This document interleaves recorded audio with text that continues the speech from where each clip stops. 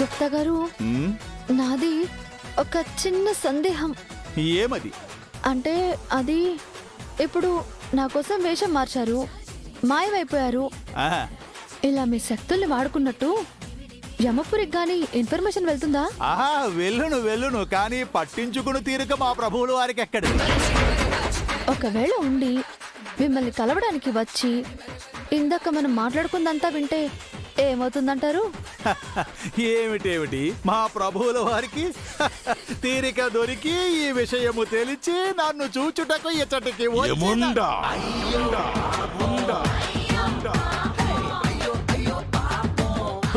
ప్రభు ప్రభు మన్నించండి ప్రభు, తమరెప్పుడు విచ్చేసిద్ది ప్రభు. నీవు కారణ జన్ముడివి అనుకుంటేవి కదా అప్పుడు.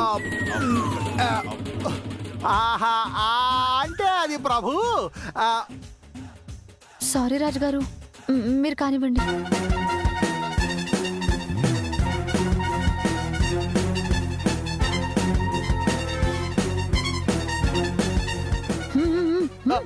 గుప్తా, అందరి పాపములను నీవు లెక్కిస్తే నీ పాపములను నేను లెక్కించాను. ప్రభు బాయ్.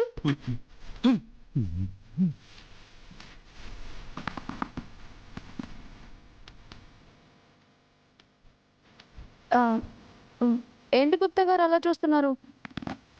మాట్లాడింది మీరు, విన్నది ఆయన, మధ్యలో నేనేం చేశాను? చెప్పి తిని కదా, నీవు ఏమీ చేయలేదు, తప్పిదమంతయూ మాదే. మా ఇల్లు ఇక్కడుంటే నేనెక్కడికి? నీ పతిదేవుడు ఇంటికి వచ్చు వరకు ఇటువైపు వచ్చుటకు నీకు ప్రవేశము లేదు. ఆ బాలిక ఉన్నది కదా, ఆమె చూసుకొనును. నీవు ఇంటికి దయచేయము, దయచేయము.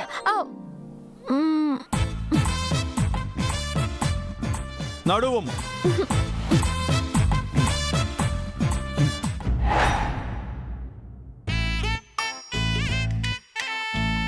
ఇంకా టైం వేస్ట్ చేసేదే లేదు.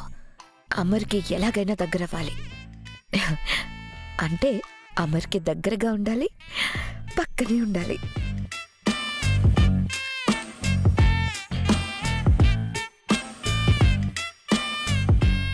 కానీ ఎలా? ఎప్పుడు మిస్ అమ్మ అమ్మని అతుక్కునే ఉంటుంది కదా, ఎలా? చెయ్యాలి, ఏదో ఒకటి చెయ్యాలి. ఎప్పుడు చెయ్యనిది చెయ్యాలి, దాన్ని సైడ్ చేయాలి. నేను అమర్ పక్కనే ఉండాలి.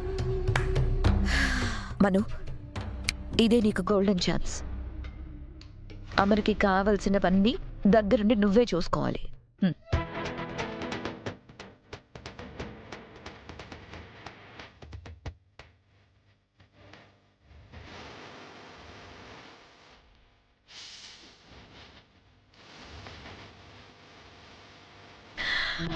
పర్ఫెక్ట్.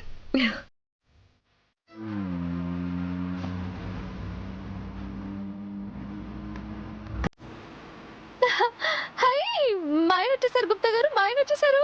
ఎస్, నాకు చాలా సంతోషంగా ఉంది. అల్ప సంతోషి. ఏమంటున్నారు? ఏమీ లేదు. నిర్మలా, నిర్మలా, అబ్బాయి వచ్చాడు, దిష్టి తీయడానికి నీళ్లు పట్టరా. అమర్ వచ్చేసినట్టున్నాడు.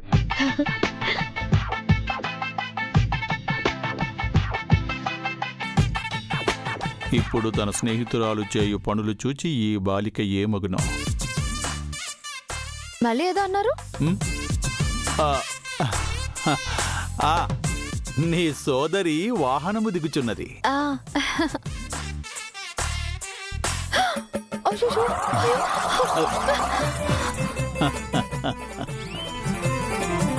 పిల్లలు, డాడీ వచ్చాడు, రండి, త్వరగా రండి.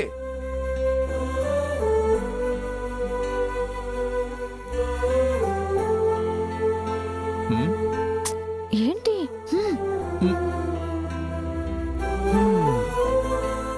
మా ఆయన వచ్చేసారు. అమర్, మనోహరి, అలా పరిగెట్టుకుంటూ వచ్చావేంటి మనోహరి? నువ్వు దిగుతుంటే పట్టుకొని హెల్ప్ చేద్దామని. దెబ్బ ఏమైనా తగిలిందా? పర్లేదు అమర్. అవసరం లేని చోటుంటే ఇలానే అవుతుంది మనోహరి గారు. చూడండి, జస్ట్ మిస్ అయింది, లేదంటే ముందున్న 3 పళ్ళు ఊడిపోయేవి. మీకేమైనా అయితే మేము తట్టుకోగలమా చెప్పండి? ఈసారి నుంచైనా జాగ్రత్తగా ఉండండి. మీరు పదండి.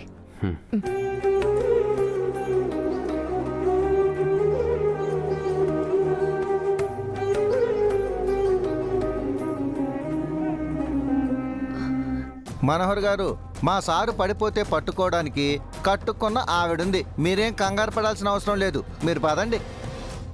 పదండి.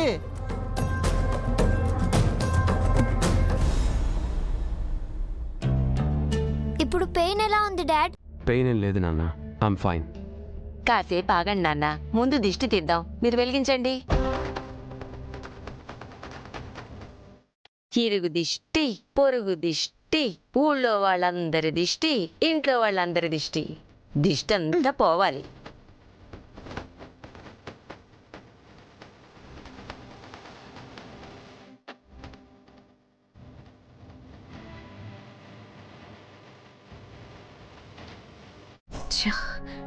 అమర్తో కలిసి జంటగా లోపలికి అడుగు పెడదాం అనుకున్నాను. ఈ మిస్సమ్మ చెడుగుట్టింది.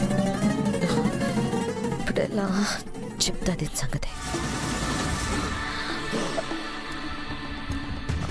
రా అమర్. అమర్, ఏమండి?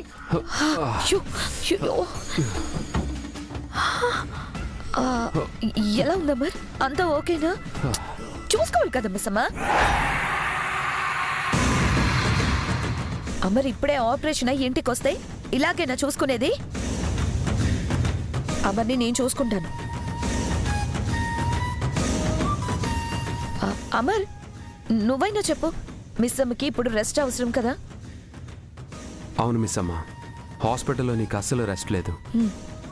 ఇప్పుడు నాకంటే నీకే ఎక్కువ రెస్ట్ అవసరం.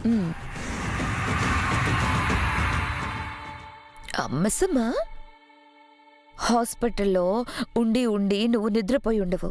వెళ్ళి పెరుగున్నం తిని బొజ్జు, సరేనా? వెళ్ళు. అమర్, పద.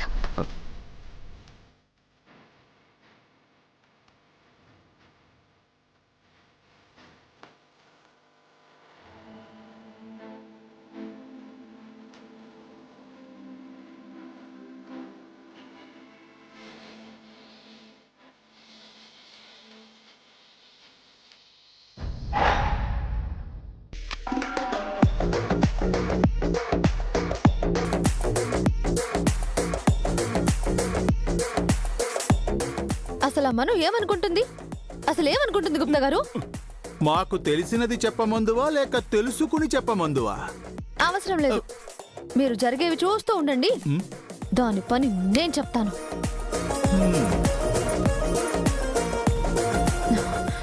బాలిక, నాకొక చిన్న సందేహము. ఏంటి చెప్పండి. ఈ ఏదో సంగతి చూచెదను అంటివి కదా, ఎటుల చూసెదవు? అనినా తమరికి స్పర్శాశక్తి పోయినది కదా, నీ మాట వినిపించదు, నీవు కనిపించవు, దేనిని తాకలేవు. ఇప్పుడు ఏమి చేసెదవు?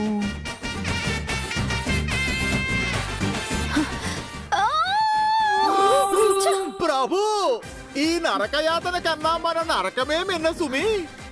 అసలు ఇదంతా జరగడానికి మీరే కారణం. ఏమిటి?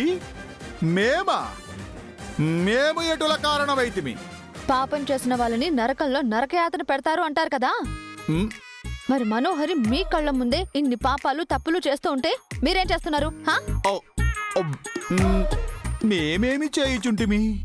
సినిమా చూస్తున్నట్టు చూస్తున్నారు, ఎంజాయ్ చేస్తున్నారు, ఎంటర్టైన్ అవుతున్నారు. ఇదేనా మీరు చేయాల్సింది? ఇదేనా మీ కర్తవ్యం? ఇదేనా యమపురి వాసులు చేసేది? ఇలాగేనా మీరు ధర్మాన్ని కాపాడుకునేది? చెప్పండి గుప్తా గారు, చెప్పండి. ఆపము బాలిక, ఆపము. ఏమిటి ఏదో తెగ ఆవేశపడిపోవుచుంటివి? హ, మా కర్తవ్యమేమిటి? తప్పులను లెక్కించుట, భూలోకమున మానవులు చేయు పాపములను లిఖించుట. హ, తమరి పుణ్యమా అని ఇదిగో ఇచ్చట ఇటుల ఇరుక్కొని మానవులు చేయు దుష్ట కార్యములను వీక్షించవలసిన అగత్యము పట్టినది. ఇచ్చట మానవులు చేయు తప్పిదములకు మాకు ఎటువంటి సంబంధము లేదు. ఆపవలసిన వారు మేము కాదు. అంతేనంటారా? అంతే. ఆ బాలిక మాలోకమునకు వచ్చిన పిదప అప్పుడు మేమేమి చేయదలిచితిమో అప్పుడు అడుగుము, సమాధానము చెప్పెదము. అది ఇన్ని తప్పులు చేస్తుంది కదా, దానికి అక్కడ ఏమేం శిక్షలుంటాయంటారు? హ, లెక్కలేనన్ని కొరడా దెబ్బలు, సలసల కాగు నూనెలో వేయించుట, చెరకు వలె గానుగులో పెట్టి తిప్పుట, విష సర్పముల గృహలో వేసి అయ్యో బాబోయ్, ఆపండి గుప్తా గారు, ఆపండి ప్లీజ్. వింటుంటేనే భయం వేస్తుంది. మరి ఇంత దారుణమైన శిక్షలు వేస్తారా? హ్మ్, పాపం చచ్చిపోతుందేమో గుప్తా గారు. పిచ్చి బాలిక, మరణించిన పిమ్మటే మా వద్దకు వచ్చేదరు. ఆ, అవును కదా. అయినా కూడా మరి అంతలా వద్దులేండి, ఆ, కొంచెం తక్కువ భయంకరమైన శిక్షలు వేయండి. ఆ, నీవు ఇటుల ఉంటివి గనకే ఆ మనోహరి అటుల ఉన్నది. పాపము, అక్కడ నీ సోదరిపై ఆమె ప్రతాపము చూపించుచున్నది.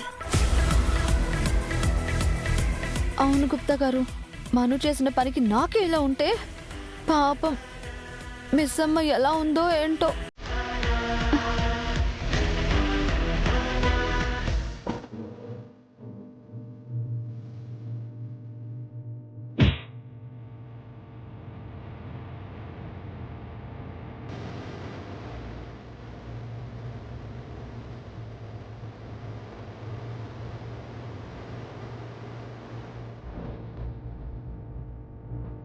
అసలు నాకు వచ్చిన కోపానికి ఆ మనోహర్ని నిలబెట్టి కడిగాలనిపించింది. అసలు ఏమనుకుంటుందండి ఆ అమ్మాయి? అందరి ప్రాణాలు కాపాడింది మిస్ అమ్మ. హాస్పిటల్లో ఉండి అమరికి సేవలు చేసింది మిస్ అమ్మ. ఏదో గుమ్మం ముందు కాలు అలా తడబడినందుకు అన్ని మాటలు అంటుందా? అసలు మనం అనాల్సింది అన్ని మాటలన్నా ఆ మనోహర్ని కాదే, అన్ని మాటలన్నా కూడా సైలెంట్ గా ఉన్న నీ పుత్రరత్నాన్ని. ఇప్పుడు ఆయన ఏం చేశారు మావయ్య? ఏమీ చేయట్లేదనే అంటున్నా. ఆరు అక్క కోసం ఆ మనోహరిని ఆయన కూడా భరిస్తున్నారని మీకు కూడా తెలుసు కదా మావయ్య. ఇలానే నీ భర్తను వెనకేసుకుంటూ ఉండు, ఇక బాగానే ఉంటుంది నీ కాపురం.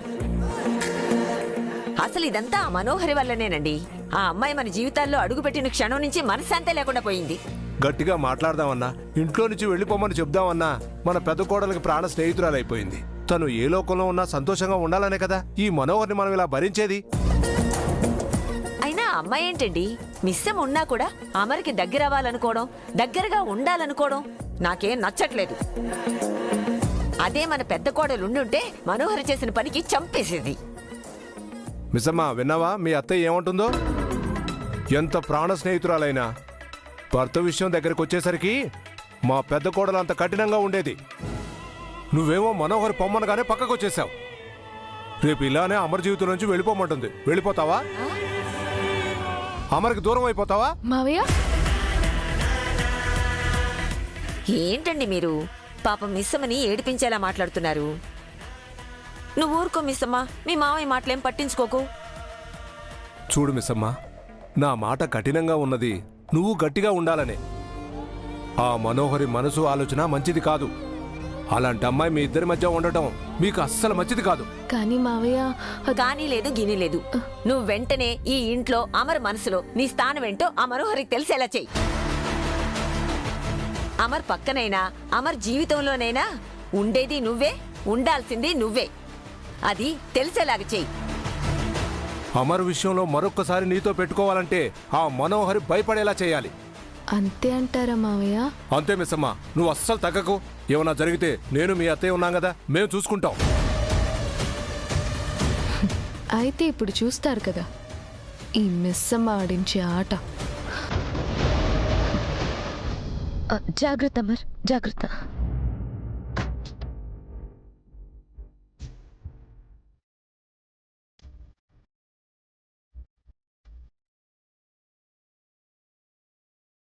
హాస్పిటల్ స్మెల్కి ఇబ్బంది పడి ఉంటావని నా రూమ్ స్ప్రే చేశాను అమర్. అమ్మ దొంగ మహా, మొత్తం ముందే ప్లాన్ చేసావా? చూసారా గుప్తా గారు దాని దొంగ తెలివితేటలు? చూసేదా ఏచట ఈ బాలిక చేయు పాపములు చూచెదా, ఈ బాలిక మానరకమునకు వచ్చిన పెదప వేయు శిక్షల గురించి యోచించదా. పద పడుకుందు గాని.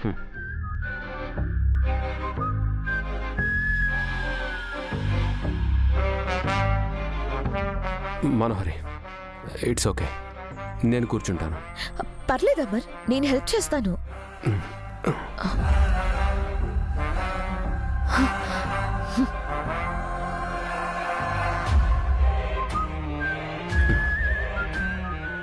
అమర్, పిల్లో పెట్టాలా? ఉండు, నేను పెడతాను.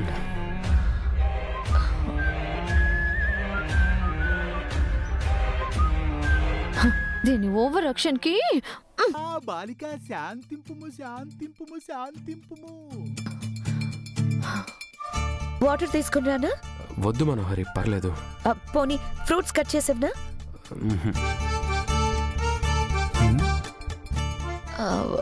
అమర్, ఇవన్నీ నేనే ఇక్కడ పెట్టించాను. అంటే హాస్పిటల్లో నీకు ఎలాంటి ఫుడ్ పెట్టారో ఏంటో, అక్కడ సరిగ్గా చూసుకున్నారో లేదో అని ఒకటే టెన్షన్. అలాంటిదేం లేదు మనోహరి, మిస్ అమ్మ నన్ను బాగా చూసుకుంది. ఎలా చూసుకుందో ఇందాక చూశాను కదా.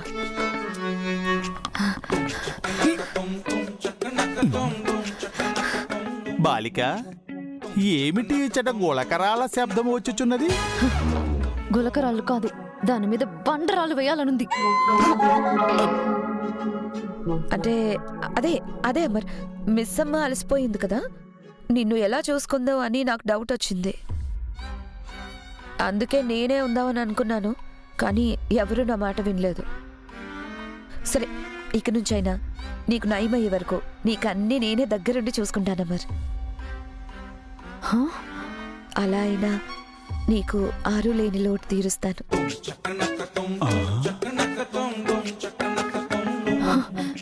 దీన్ని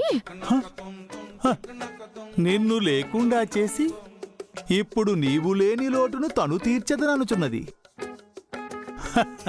కలికాలము సుమి. దేనికి పోయే కాలం వచ్చింది గుప్తా గారు. కాఫీ ఏమైనా తీసుకురానా అమర్? నాకు స్ట్రాంగ్ కాఫీ కావాలి. ఓకే, నువ్వు రిలాక్స్ అవ్వు, నేను ఇప్పుడే వెళ్ళి తీసుకొస్తాను. అయ్యో, దీని ఓవర్ యాక్షన్ చూడలేకపోతున్నాను. ఆయన అనాల్సింది దీన్ని కాదు, దీనికి అవకాశం ఇచ్చిన మిస్ అమ్మని. ఆయన పక్కన ఉండకుండా ఏం చేస్తుంది? ఎక్కడుంది బాలిక? అక్క, మీరే ఇంట్లో ఏం చేస్తున్నారు? నువ్వేం చేస్తున్నావు? నువ్వేం చేస్తున్నావు నీకు అర్థమవుతుందా మిస్సమ్మా? బాలిక, నెమ్మదిగా మాట్లాడుము, లేనిచో ఆ బాలికకు అనుమానము కలుగును. వస్తా వచ్చింది గుప్తా గారు, మీరు ఆగండి. ఎవరితో మాట్లాడుతున్నారు? నీతోనే. నువ్వు చెప్పు, ఎక్కడ ఉండాల్సింది నువ్వు ఇక్కడ ఎందుకుంటున్నావు? ఇంట్లోనే ఉండాల్సింది నేను ఇంట్లోనే ఉన్నాను కదక్క. అయ్యో, ఇంట్లోనే ఉండాలి, కానీ ఆయన పక్కన ఉండాలి. నువ్వు లేవని ఆలుస్తూ ఆ మనోహర్ ఆయనకి దగ్గర అయిపోతే ఏంటి? నువ్వు కొంచెం సంధిస్తే నిన్ను సైడ్ చేసేస్తుంది. అలాంటిది ఏం జరగదక్క. అయ్యో, నీకు ఆ మనోహర్ గురించి తెలియట్లేదు మిస్సమ్మా. నా గురించి తెలియదక్క. అయ్యో, నీకెలా చెప్పాలో నాకు అర్థం కావడం లేదు. కానీ నేనేం చేయాలో నాకు అర్థమైంది.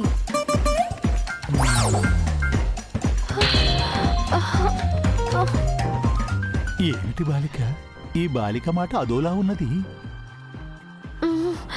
అది కాదు మిస్సమ్మా, అక్కడ మను. అక్క, మీరెందుకంత టెన్షన్ పడుతున్నారు?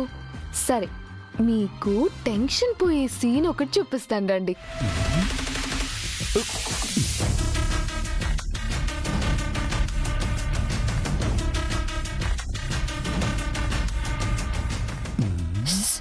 మీకు పక్కకు రమ్మని బొట్టు పెట్టి చెప్పాలా? రండి. నేను రండి.